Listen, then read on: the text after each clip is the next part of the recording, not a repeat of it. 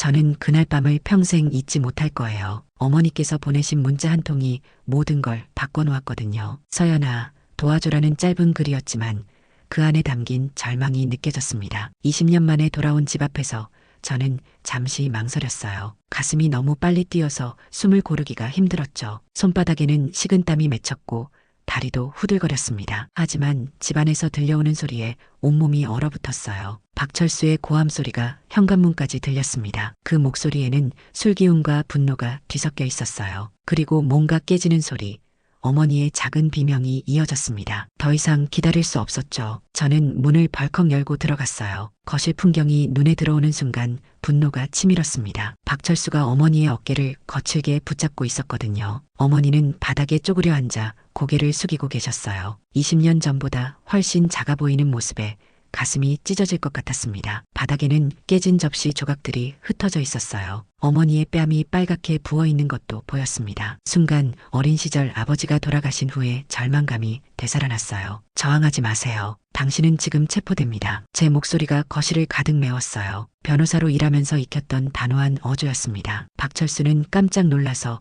어머니를 놓고 저를 돌아봤어요. 그의 얼굴에는 당황스러움이 역력했습니다. 술에 취해서인지 입을 벙긋거리며 저를 쳐다봤죠. 저는 가방에서 신분증을 꺼냈어요. 하지만 손이 너무 떨려서 신분증이 바닥에 떨어졌습니다. 딸각 하는 소리가 정적 속에 울렸죠. 그 작은 소리가 마치 천둥 소리처럼 크게 들렸어요. 어머니가 그 신분증을 보시는 순간이었습니다. 변호사 윤서연이라는 글자가 선명하게 보였을 거예요. 어머니의 입에서 작은 신음이 새어나왔습니다. 그 순간 20년이라는 세월이 한순간에 무너져 내리는 것 같았어요. 서연아, 정말 너니? 어머니의 목소리는 떨리고 있었습니다. 믿을 수 없다는 듯한 표정으로 저를 바라보셨어요. 그 눈빛에서 그리움과 놀라움, 그리고 안도감이 동시에 느껴졌습니다. 박철수는 여전히 상황을 파악하지 못하고 있었어요. 하지만 제가 다음에 한 말을 듣고는 얼굴이 하얗게 질렸습니다. 당신이 20년 전 제 아버지에게 한 일을 저는 모두 알고 있습니다. 그 순간 박철수의 눈동자가 흔들렸어요. 드디어 제가 왜 여기 있는지 깨달은 거죠. 술기운이 확 깬 것처럼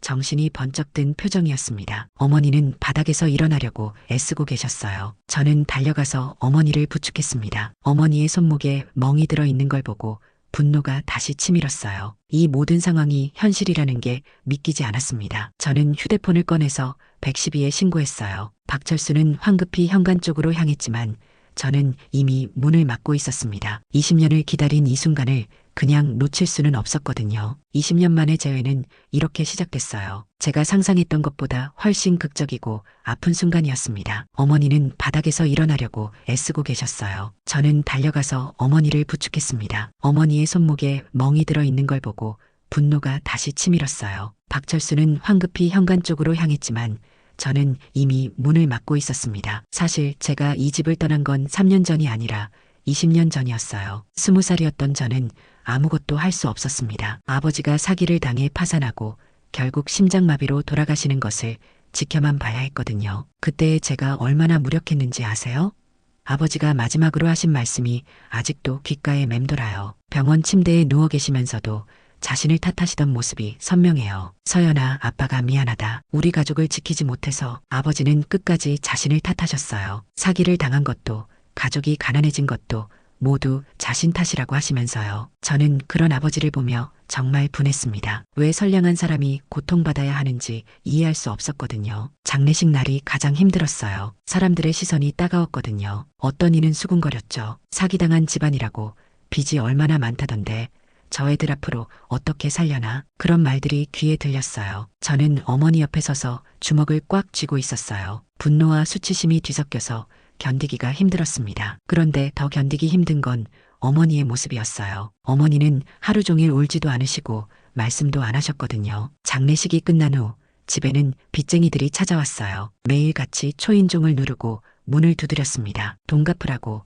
언제까지 숨어 살 건가라고 소리쳤어요. 저와 어머니는 집안에 숨어 있을 수밖에 없었습니다. 전기도 끊기고 수도도 나오지 않았어요. 그런 상황에서 어머니는 점점 말이 없어지셨습니다. 하루 종일 창밖만 바라보시거나 아버지 사진을 들여다보시곤 했어요. 저는 그런 어머니가 더 걱정됐습니다. 어느 날 밤 저는 어머니께 말씀드렸어요. 제가 대학을 포기하고 일하겠다고요. 하지만 어머니는 고개를 저으셨습니다. 안 돼, 서연아. 너만은 공부해야 해. 그때 어머니의 목소리가 얼마나 간절했는지 몰라요. 하지만 저는 현실을 받아들여야 했습니다. 둘 다 이런 상황에서는 무너질 수밖에 없었거든요. 결국 저는 집을 떠나기로 결심했어요. 어머니와 함께 있으면 둘 다 절망에 빠질 것 같았습니다. 누군가는 이 상황을 해결할 능력을 가져야 한다고 생각했어요. 해외로 나가서 공부하고 변호사가 되기로 했습니다. 아버지의 억울함을 풀어드리고 우리 가족을 파멸로 이끈 자들을 반드시 처벌하겠다고 다짐했어요. 그 길이 얼마나 험난할지는 몰랐지만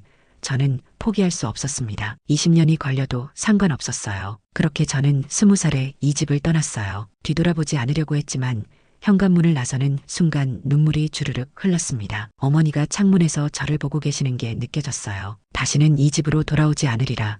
그때는 정말 그렇게 생각했어요. 너무 아프고 괴로워서 다시는 이곳을 밟고 싶지 않다고 생각했습니다. 하지만 지금 저는 여기 서 있어요. 가장 극적인 순간에 돌아온 거죠. 20년이라는 세월 동안 저는 단 한순간도 가족을 잊은 적이 없었어요. 매일 밤 아버지의 억울함을 생각하며 공부했고 어머니의 안부가 궁금해서 잠 못 이루는 날이 많았습니다. 어머니의 재혼 소식을 들은 것은 제가 해외에서 공부를 시작한 지 5년이 지났을 때였어요. 동네 아주머니가 보낸 편지였습니다. 서연아, 내 어머니가 박철수라는 사람과 재혼했다는 내용이었죠. 좋은 사람 같으니 걱정하지 말라고 덧붙여져 있었어요. 그 편지를 읽는 순간 제 마음은 복잡했어요. 한편으로는 어머니가 혼자 계시지 않아서 다행이라는 생각이 들었죠. 하지만 다른 한편으로는 아버지를 배신한 것 같아서 서운했습니다. 20살 딸의 마음으로는 받아들이기 힘든 소식이었거든요. 처음에는 박철수가 정말 좋은 사람인 줄 알았어요. 어머니께서 가끔 보내주시는 편지에서는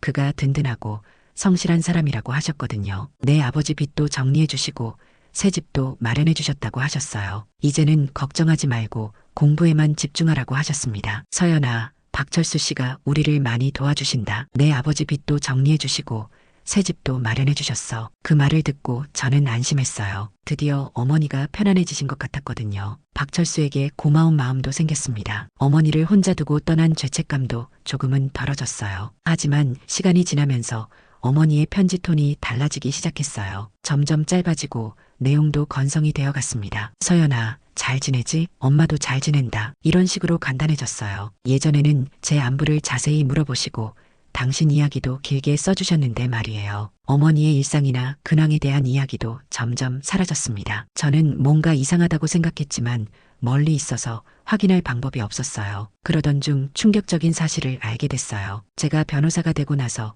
아버지 사건을 다시 조사하기 시작했는데 박철수의 이름이 나온 거예요. 20년 전 아버지를 사기친 일당 중 한 명이 바로 박철수였습니다. 어머니는 그 사실을 모르고 계셨을 거예요. 만약 알았다면 절대 재혼하지 않으셨을 테니까요. 그제야 모든 게 이해됐어요. 박철수가 어머니께 접근한 이유, 아버지 빚을 대신 갚겠다고 한 이유, 새 집을 마련해준 이유까지 모든 것이 계획된 일이었던 거죠. 아마도 박철수는 죄책감 때문이었을 거예요. 아니면 혹시라도 진실이 밝혀질까봐 두려워서였을 수도 있고요. 어머니 곁에 있으면서 입막음을 하려고 했던 게 아닐까 싶었습니다. 하지만 시간이 지나면서 박철수의 본성이 드러나기 시작했어요. 어머니를 통제하려 하고 폭력까지 행사하기 시작한 거죠. 내가 아니면 너희는 굶어 죽었어라는 말을 자주 했을 거예요. 어머니는 그의 은혜를 생각해서 참으실 수밖에 없었겠죠. 설마 그가 아버지를 죽음으로 몰고 간 장본인인 줄 모르셨으니까요. 박철수는 그 점을 이용해서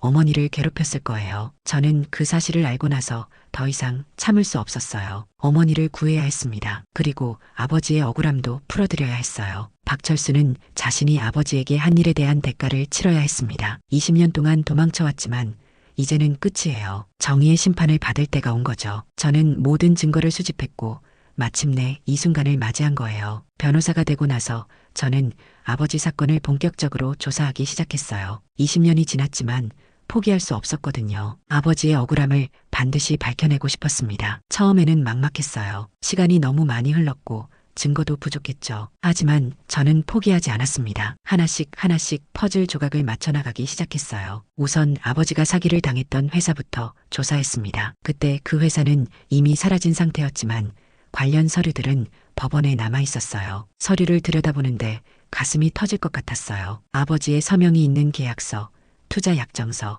그리고 마지막 진술서까지. 아버지가 얼마나 절망스러우셨을지 생각하니 눈물이 났습니다. 정말 순수하신 분이었거든요. 사람을 의심할 줄 모르는 성격이셨어요. 며칠 밤을 새우며 서류를 분석했어요. 그리고 드디어 단서를 찾았습니다. 계약서에 적힌 보증인의 이름, 그리고 그 사람의 주민등록번호가 위조된 것이었어요. 저는 그 보증인을 추적하기 시작했습니다. 그리고 충격적인 사실을 발견했어요. 그 보증인이 바로 박철수였던 거예요. 박철수는 가짜 신분으로 아버지의 보증인이 되었고 아버지가 투자한 돈을 빼돌렸습니다. 그리고 회사가 망하자 사라져버렸어요. 아버지는 모든 책임을 혼자 져야 했고 결국 그 충격으로 돌아가신 거죠. 더욱 분노스러운 건 박철수가 그 돈으로 사업을 시작했다는 사실이었어요. 아버지의 피와 땀으로 번 돈으로 자신의 부를 쌓아 올린 거죠. 하지만 증거를 찾는 것만으로는 부족했어요. 20년이 지난 지금 법적으로 처벌하기는 어려울 수도 있었거든요. 그래서 저는 다른 방법을 생각했습니다. 박철수의 현재 상황을 조사해보니 그가 어머니와 재혼한 것도 계획된 일이라는 확신이 들었어요. 아마도 죄책감과 두려움 때문에 어머니 곁에 있으려고 했던 것 같았습니다. 그런데 최근 들어서는 가정폭력까지 행사하고 있다는 사실을 알게 됐어요. 동네 사람들의 증언도 모았습니다. 박철수가 술에 취해서 어머니를 때리는 소리를 들었다는 증인들이 여러 명 있었어요. 저는 모든 증거를 정리했습니다. 20년 전 사기 사건의 자료, 박철수의 가짜 신분증명, 그리고 최근의 가정폭력 증거까지. 이제 더 이상 숨길 수 없을 만큼 완벽한 자료였어요. 아버지 영정 앞에서 저는 속삭였습니다. 이제 됐어, 아버지. 드디어 진실을 밝혀낼 수 있게 됐어요. 20년 동안 품어온 분노와 슬픔이 드디어 해소될 것 같았습니다. 어머니는 아직 진실을 모르고 계셨어요. 박철수가 아버지를 죽음으로 몰고 간 장본인이라는 사실을 말이죠. 하지만 곧 모든 것을 알게 되실 거예요. 진실은 언젠가 반드시 드러나게 되어 있으니까요. 저는 완벽하게 준비했습니다. 법정에서든 어디서든 박철수의 죄를 입증할 수 있었어요. 그 과정에서 저는 많은 것을 배웠습니다. 정의는 늦을 수 있지만 절대 사라지지 않는다는 것을요. 그리고 가족을 지키기 위해서는 때로는 고통스러운 진실도 마주해야 한다는 것을요. 박철수는 20년 동안 자신의 죄를 숨기고 살았습니다. 하지만 이제 그 모든 것이 끝날 때가 왔어요. 저는 마침내 아버지의 복수를 할 수 있게 된 거죠. 그날 밤 경찰이 오기 전에 동생 지우가 나타났어요. 회사에서 급히 달려온 모양이었죠. 얼굴이 창백하고 숨이 가빠 보였습니다. 어린 시절 제 다리에 매달리던 조그만 동생이 이제 어른이 되어 있었어요. 가슴이 먹먹해졌습니다. 저는 지우가 자라는 모습을 하나도 보지 못했거든요. 박철수는 한쪽 구석에 앉아서 우리를 지켜보고 있었어요. 경찰이 올 때까지 도망갈 생각은 포기한 것 같았습니다. 체념한 듯한 표정이었어요. 지우는 저를 보자마자 눈물부터 흘렸어요. 20년 만에 만나는 언니가 너무 낯설고 당황스러웠을 거예요. 저도 마찬가지였습니다. 이렇게 만날 줄은 몰랐거든요. 언니, 정말 언니야? 지우가 떨리는 목소리로 물었어요. 믿을 수 없다는 듯한 표정으로 저를 바라봤습니다. 갑자기 지우가 제게 매달렸어요. 무슨 일인지 모르겠지만 우리 가족이 또 무너질까봐 무서워한다고 했습니다. 지우의 목소리는 떨리고 있었어요. 어린 시절 가족이 파산했던 기억이 트라우마로 남아있는 것 같았습니다. 언니, 제발 그만해줘. 우리 가족이 또 무너질까봐 무서워. 지우는 박철수를 진짜 아버지처럼 여기고 있었어요. 20년 가까이 함께 살았으니 당연한 일이었죠. 박철수 아버지는 우리에게 정말 잘해주셨다고 했어요. 엄마도 행복해하셨고 자신도 대학을 졸업할 수 있었다고 했습니다. 하지만 저는 진실을 말해야 했습니다. 지우가 모르는 게 있다고. 박철수는 우리가 생각하는 사람이 아니라고 말하려고 했어요. 하지만 지우가 제 말을 끊었습니다. 제발 그만해달라고 했어요. 우리에게 남은 건 이 집뿐이라고. 박철수 아버지가 없으면 우리는 또 길거리로 나앉게 된다고 했습니다. 지우의 절망적인 목소리를 들으니 마음이 아팠어요. 지우는 다시 가난해지는 것이 너무 무서웠던 거죠. 하지만 그때 지우가 갑자기 고개를 숙이며 말했어요. 사실은 자신이 뭔가를 봤다고 했습니다. 무엇을 봤냐고 물었더니 대답을 망설였어요. 그날 박철수 아버지가 서류에 도장을 찍는 걸 봤다고 했어요. 근데 그 도장이 진짜 아버지 도장이었다고 했습니다. 지우의 고백에 모든 사람이 숨을 죽였어요. 박철수의 얼굴이 하얗게 질렸습니다. 언제 본 거냐고 물었더니 초등학교 때였다고 했어요. 박철수 아버지가 엄마 몰래 서류를 정리하고 있었는데 진짜 아버지 도장으로 찍고 있더라고 했습니다. 그때는 어린애라 무슨 의미인지 몰랐다고 해요. 하지만 커서 생각해보니까 이상했다고 했습니다. 왜 진짜 아버지 도장을 가지고 있었을까 하고 말이에요. 왜 지금까지 말하지 않았냐고 물었더니 무서웠다고 했어요. 혹시 박철수 아버지가 나쁜 사람이면 우리 가족이 또 망하게 될까 봐서요. 지우는 어린 나이에 너무 많은 걸 감당해야 했어요. 가족을 잃을까 봐 진실을 숨기고 살아온 거죠. 박철수는 더 이상 부인할 수 없다는 걸 깨달았는지 고개를 떨구고 있었어요. 저는 지우를 꼭 안아주었어요. 얼마나 혼자 고민했을지 생각하니 마음이 아팠습니다. 지우가 물었어요. 정말 괜찮을까?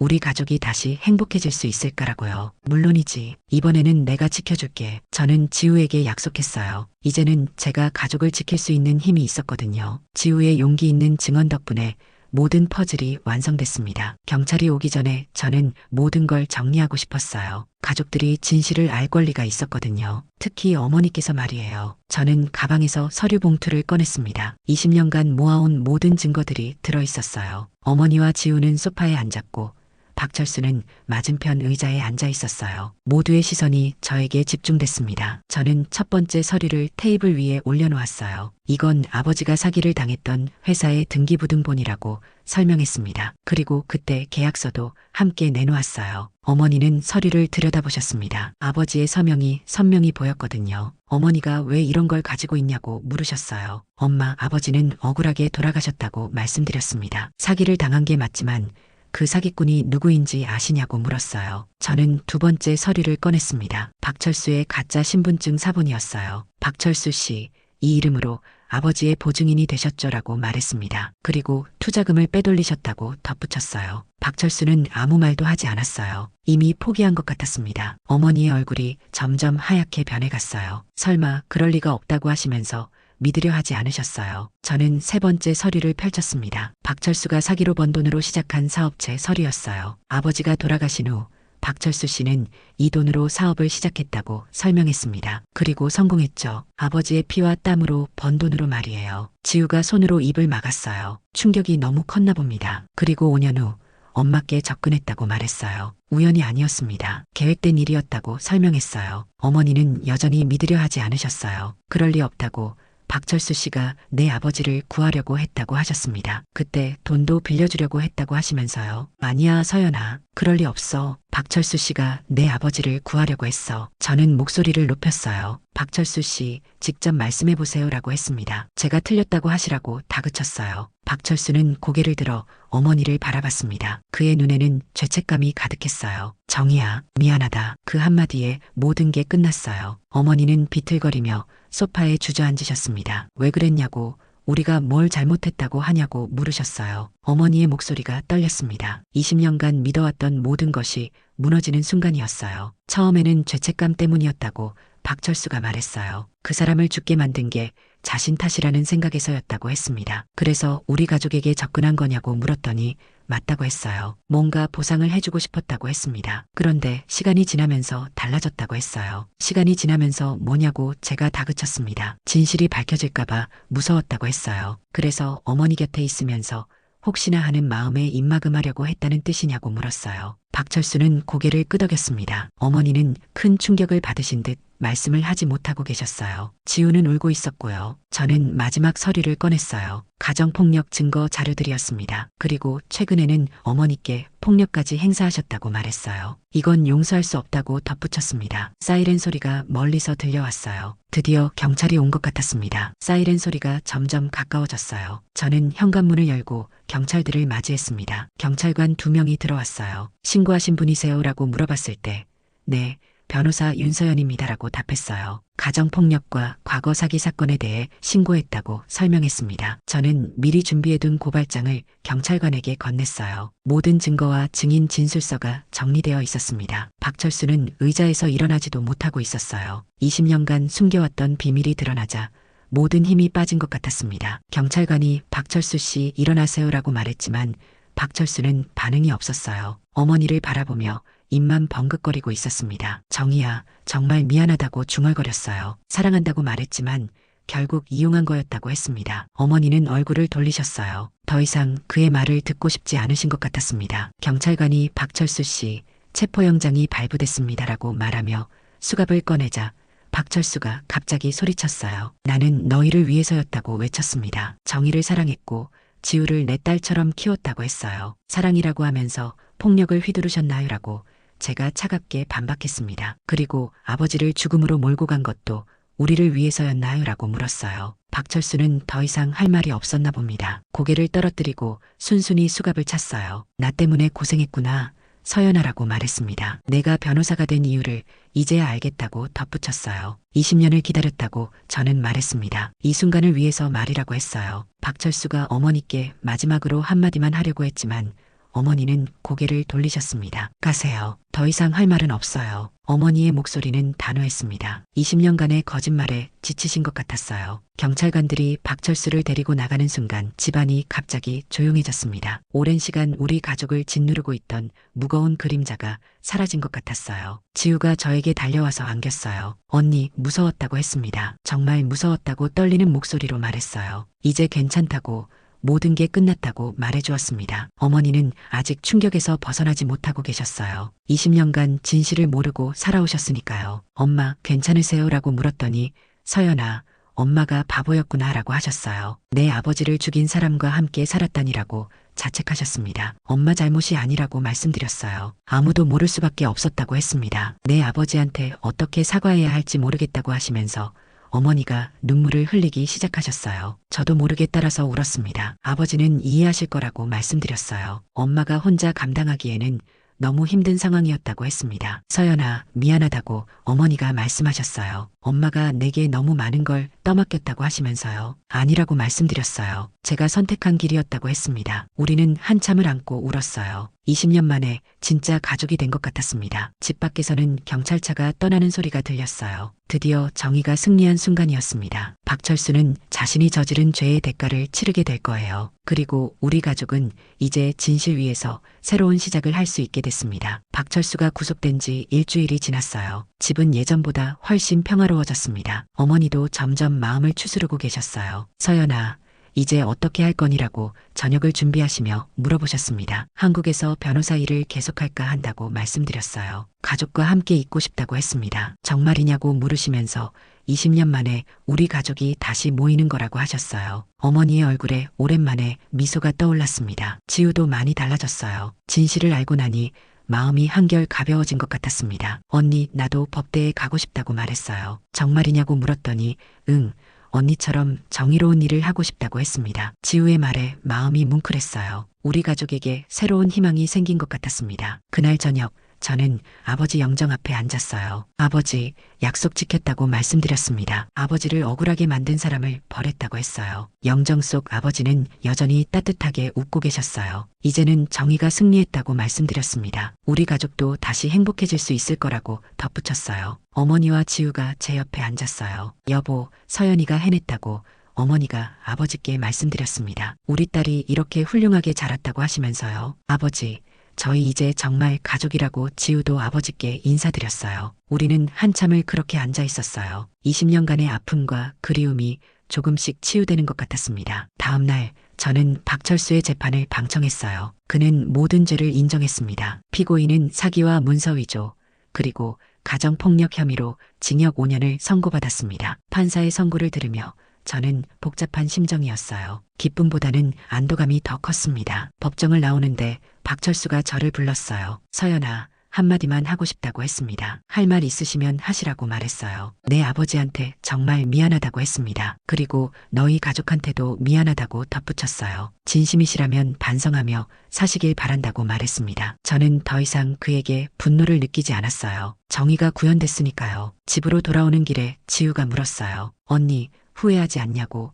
이렇게 큰일을 벌인 건 말이라고 했습니다. 전혀 후회 안 한다고 말했어요. 우리 가족이 진실을 알 권리가 있었다고 했습니다. 맞다고 지우가 말했어요. 이제 우리는 당당하게 살 수 있을 것 같다고 했습니다. 그날 밤 저는 오랜만에 편안하게 잠들었어요. 20년간 마음속에 품고 있던 무거운 짐을 내려놓은 기분이었습니다. 가족은 끝내 서로를 지켜야 한다고 생각해요. 비록 시간이 오래 걸렸지만 저는 제 역할을 해낸 것 같았습니다. 혹시 이런 이야기를 들으시는 분들 중에서도 비슷한 아픔을 겪고 계신 분이 있다면 포기하지 마세요. 정의는 늦을 수는 있어도 절대 사라지지 않거든요. 때로는 용기를 내서 진실을 마주해야 할 때가 있어요. 저희 가족처럼 말이에요. 아픈 과거를 딛고 새로운 시작을 할 수 있었던 건 서로를 포기하지 않았기 때문이라고 생각합니다. 아버지, 이제는 정의가 지켜졌습니다. 우리 가족도 다시 행복해질 수 있을 거예요. 이제 저희는 진짜 가족으로 다시 태어났어요. 혹시 이 이야기가 여러분의 마음에 닿았다면 구독과 좋아요로